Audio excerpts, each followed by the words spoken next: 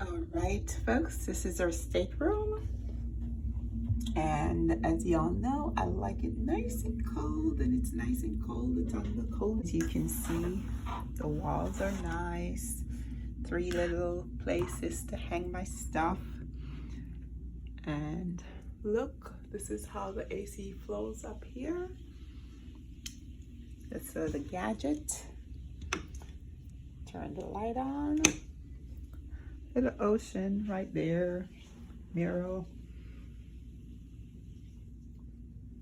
Plenty of space. We order the water.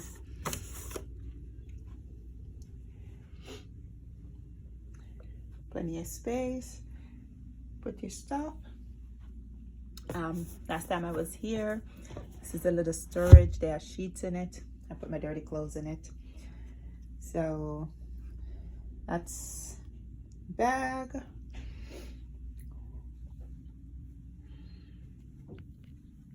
Me and my son, so we have twin beds.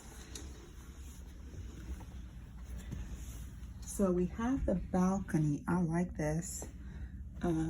So open and push. Right out here, as you can see, this is the balcony. So it has a table. And so we're like in the front of the ship, the very front of the ship. So down there is the crew area.